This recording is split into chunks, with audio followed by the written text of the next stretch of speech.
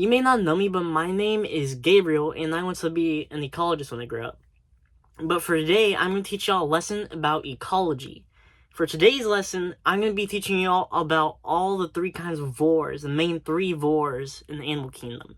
Carnivores, herbivores, and omnivores. I'm going to teach y'all mainly what makes them different from each other, and the pretty cool thing about them with how they might change and conjoin as like different things for different animals as one. So before we really dive into the lesson, the first thing we want to know are the definitions, the basic definitions of the three kinds of vores for carnivore, herbivore, and omnivore.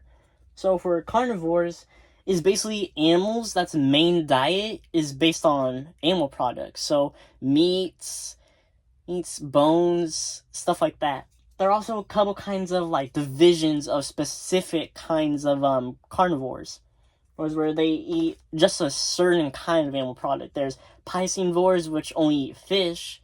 There are insectivores, which only eat insects, and I'm pretty sure there's probably a few more out there. But those are just some basic ones that are like more popular in the animal kingdom compared to other ones. Now, the next one are the herbivores. Whereas they're basically the same as carnivores, but rather than animal products, they'll eat plant product. There are things like frutivores, which only eat fruits.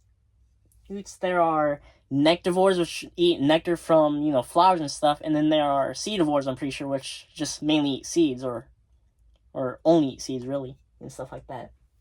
And then the omnivore, the more lesser known one, because a lot of the time we just assume that, oh yeah, certain things, based off how they look, they eat something else. That's like, some people might assume something like a grizzly bear, which is an omnivore, is a carnivore, just because of how fierce it looks and how dangerous it is. But they're omnivores. They eat both things like berries and fruits and stuff, and they also eat things like fish and actual meats. But yeah, so omnivores are basically an animal that can eat both animal product and plant product at very decent amounts and safely do it. Yeah, so now here's the thing that gets really cool. Things like the carnivore and the herbivore are not specifically locked to just a certain kind of product. Carnivores, at least some carnivores, don't only have the ability to eat meat. Some of them, like let's say a wolf, could actually add in berries into their diet and other kinds of fruits and all that.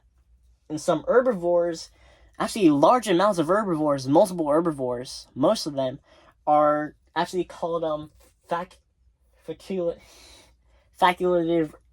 carnivores, which means that if you're like presented with a chance and opportunity to eat meat or bone, if they have to or have to supplement something like calcium or protein in their diet, then they will go after it. So like if they found like a dead bird or like a corpse or a carcass of some animal that's just kind of fresh, as in like a fresh new kill where they just died, then they'll eat that. They'll eat parts of that they'll like chew on the bones, chew on the meat, and all that stuff. Now with that, it might confuse us with like, oh, if they're able to eat meat for herbivores or eat certain plants for carnivores, what is really the distinction in between that and omnivores? And of course, we already said this, is basically omnivores are able to eat both at good amounts. There's no problem really with having to digest them. Most carnivores cannot really digest as most plants. They lack the kinds of enzymes that are able to break down the cell walls of plants and actually extract the nutrients and all the stuff like that at a proper rate compared to an average herbivore. And they also just have a small digestive system, which really makes it harder for them to just do all that. But for herbivores, we did say a decent amount of them could eat meat and other animal products, but they also, just like carnivores, lack the proper enzymes to break it down properly, so they can't eat large amounts of meat. And also, something that is very prominent on most carnivores, or actually all carnivores, are the canine teeth. You portray these kind of sharper teeth right here. Yeah, so these teeth are specifically built to act like kind of knives, which tear apart and just rip apart meats and make it easier for them to just go down. Herbivores lack that. Most herbivores have like more duller teeth. Teeth are meant for just chewing and crushing plants and stuff within the fine paste. And so it makes it so, well, they can't really digest them in a good way like a carnivore could. Because of this also brings a problem of meat actually rotting inside an herbivore before it's fully digested, which could really just hurt an herbivore. Or which is why they're only able to, gnaw on things like bones or get small amounts of meat and like pick off for just a little bit. I'll actually show you a few videos and pictures of herbivores like hippos and deers and horses eating animal products at the end of the video though. And so you gotta stay there or watch all that. Now, if we're gonna want to talk more about this, we want to figure out how could we actually make a certain kind of vor or more inclined to a different one. So first we want to talk about the different advantages that each kind of vor uses is for their structuring to actually get the food they need. So for first thing, we're going to talk about the feet of an animal. So there are two main kinds of feet. There are the hooves, and they're like the paws or more handy kind of feet. So, well, first things first, with the paws, the main thing with these is that they have a lot more traction and agility. Now, traction and agility are very important for carnivores because, of course, they have to actually go out and fight the prey.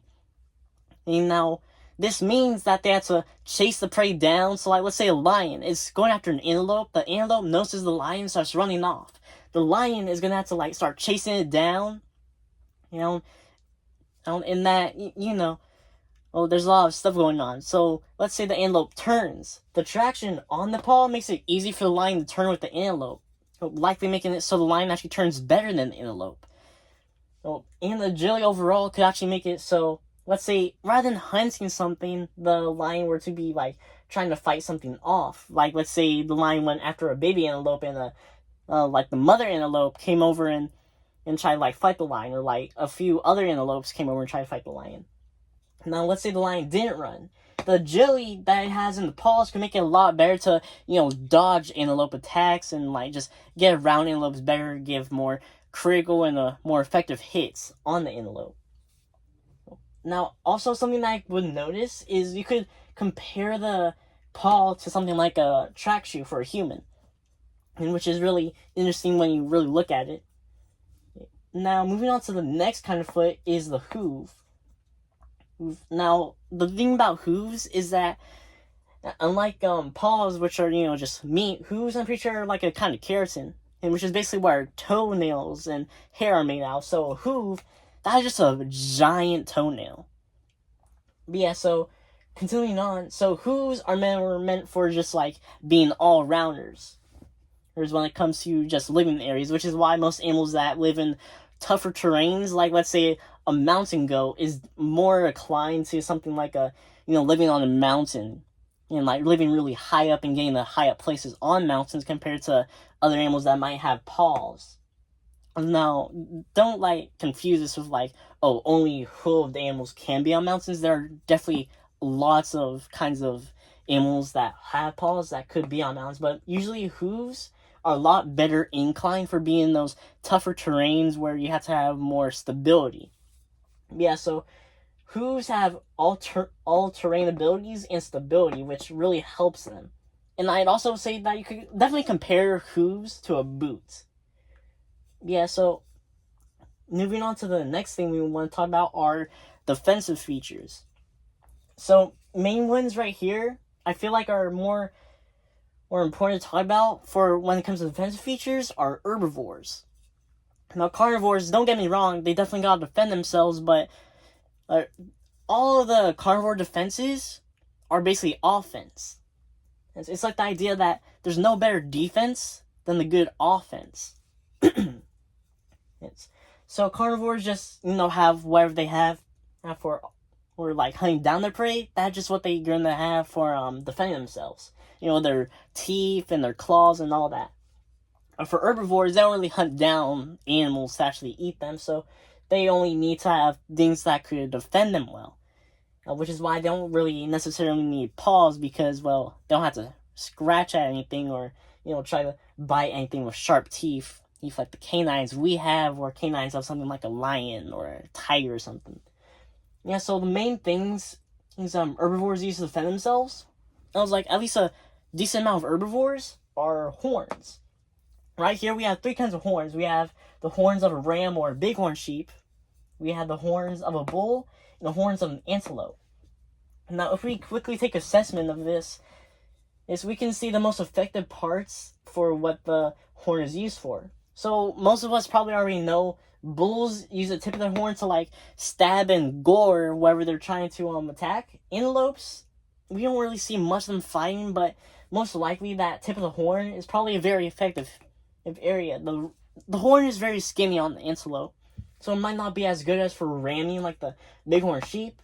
So it's very likely that the tip of the horn, just from analysis and just looking at the size and thickness of the horn, or the tip of the horn would probably just be the most effective thing.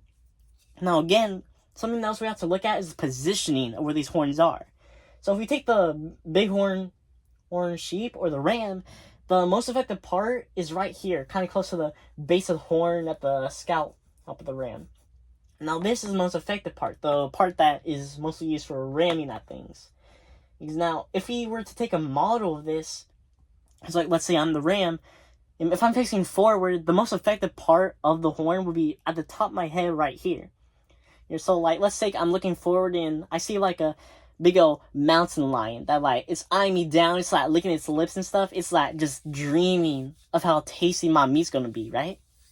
So it's looking at me, and now I'm thinking, alright, so this thing's gonna attack me. Now, the most effective part that I'm gonna want to use is right here. So rather than looking straight forward where the most effective part is right here, I'm gonna bend my head down so it's right here. So if I ram into it like this, the most effective part that's gonna really hurt that mountain lion is gonna be right here, hitting it right in its face. Now, this is also similar to the bull and the antelope. The most effective part is usually you turn up, or in like a way where it's gonna have to be turned downwards and pointed downwards, your face, to actually get the most effective part to point forward, so where your adversary is gonna be. Which I feel like definitely takes on more of a defensive stance, which is why they're more inclined for defense. Now, the thing about this is, it's kind of slow. Defense is kind of more attributed to like properly waiting for the right amount of time to like charge up the hit. We all know like the classic bull thing where they getting ready, they're like moving their hoof around like that, and they're like blowing smoke out their nose, and then they charge. It's all about the timing and being a lot slower to calculate what you're about to do. And also with this, it's also a lot more stable and more like a decider of who's winning this. So like of course, something like a carnivore, paws and teeth, it's the one that initiates the fight. They get over there and they try to ambush it. Like, let's say I'm the bull, right? And there's like a wolf or something, or like a lion. And like, I'm an African bull in the African lands, and there's a lion from Africa trying to eat me. It's stalking me. I kind of notice it a bit. I feel like there's something watching me. It jumps out. It almost gets me on my jugular, but I evade quick enough and it misses. It has to take a step back because, I'm dangerous. I'm a bull. Well, but then I like take a more defensive stance. So I put my head down and stuff, and it's seen that I'm getting ready to be able to defend myself. And this is where the line decides: do I run because I failed that ambush, or do I keep trying to attack and risk getting hit by the horn and gored? Yeah, so these horns are more deciding factors on who's actually winning. The paws and teeth and stuff of a carnivore that are all sharp, that just decide, do I win instantly, or do I have to really fight for it? But the horn or of a thing like a bull or a ram is what's really deciding who's going to live after the fight. Yeah, so now that we know what really differentiates carnivores from herbivores, something that we want to look at is, what if we took an herbivore and gave him more like a carnivorous features and made him more of a carnivore? That right here is how we get the bull. Oh, it might be kind of hard to see if I put the phone down real quick. Yeah, it looks a lot better. Yeah, so the bull up right here is based off the antelope. So the main idea of this is the antelope is already a fast animal, so we want to take the speed of the antelope and make it so it's actually able to use that for more like a tackling kind of thing, or like a like just running straight into its prey option and like piercing into it. I'm gonna move y'all back. Yeah, so the bullrope's main features are mainly these points. So the ears, there's the paws, the tail, and horns, and then the very straight body. It's all designed for a very specific purpose of going forward extremely fast. So the bullrope is able to go 60 miles per hour at a decent sprint. And now the body of it is designed to be like straight, specifically for the purpose of having the least amount of wind resistance when going forward into the wind. And yeah. And then the main features of it that really help it attain like a accurate positioning. And so it has the best way to just go straight forward and pierce prey at 60 miles per hour with this big old horn are its more camouflage kind of features. So its paws, which are padded. So padding in paws is a very good way to add stealth to a carnivorous animal. Well, so like let's say a wolf, that would likely have padding on its feet, which make it so like, let's say it's stepping in snow, it won't have that classic crunch that we hear if we're like stepping on snow with like boots or shoes and stuff. It'll be like more silent. Yeah, so the padding gives it like more silence, so it can easily, quickly move through fields without making much noise. The dotted pattern, which you could definitely see and just think, oh yeah, that is definitely a cheetah, is another thing that gives it more like a camouflage kind of ability. And the ears, which are also a big feature, are mainly there to help it detect the movement of the wind, what direction the wind goes in, and to make sure it has the most appropriate positioning, so it has the least amount of wind resistance when going forward. Now, the other thing that I also like to point out is, of course, another feature that you can also see a lot on herbivores and carnivores.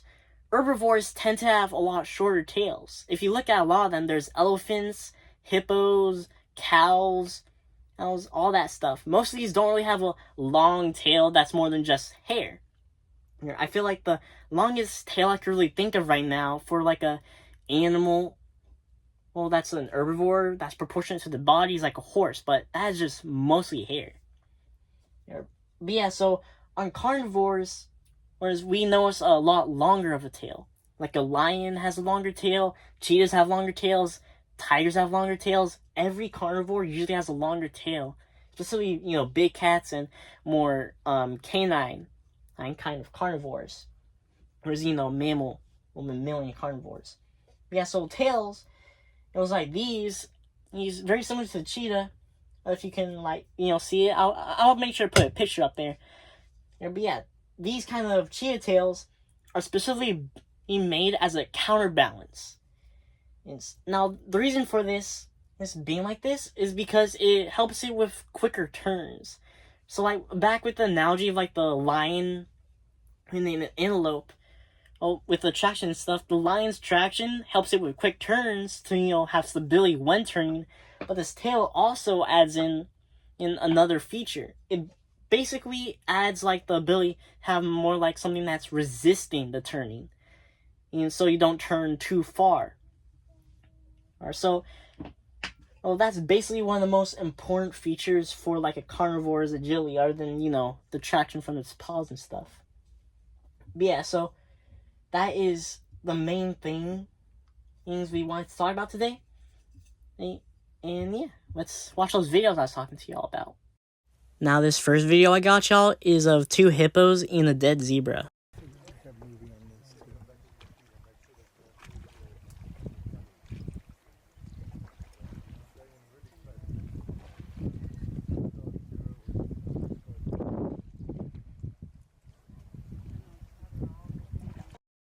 Now this video, I think it might have been of a deer eating a live or a dead bird. That's why they're beating him up.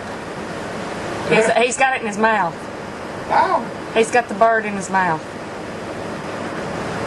Oh my goodness, he ate a bird? Michael, he ate a bird. This video is of a horse eating a baby chicken.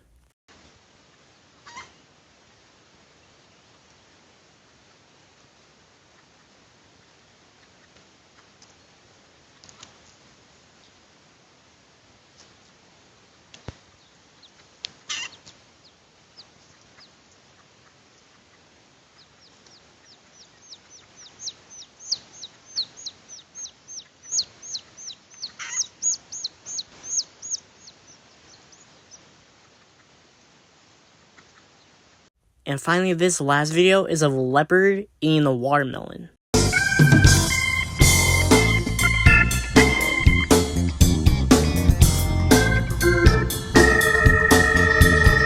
Now, all these were very interesting videos. Now, before we all go off and do our own things, I just got a few questions for y'all to answer before you leave the video, you know, just to see if y'all retain all the info I gave y'all. So let's start with these. So the first question is, what are things that could be changed about an herbivore to make it more better suited to being a carnivore? Take some time, pause the video, think of that, and answer down in the comments.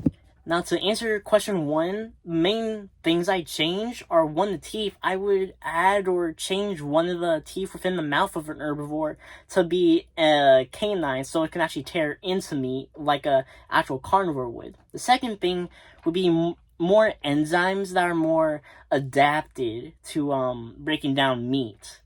And that is what I'd say is good for answer 1. Now for question 2, what are things that could be changed about carnivore to make them more better suited to be an herbivore?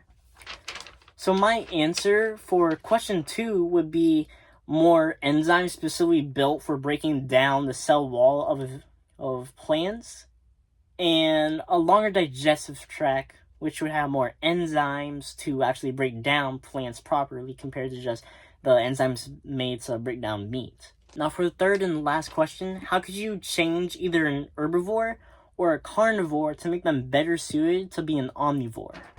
So now for this one, I took the, just basic rabbits and stuff like that, and I thought one main thing about them is their ability to dig. So what I considered was, what if we made a rabbit it'd be more omnivorous by giving it more of a insectivore's ability.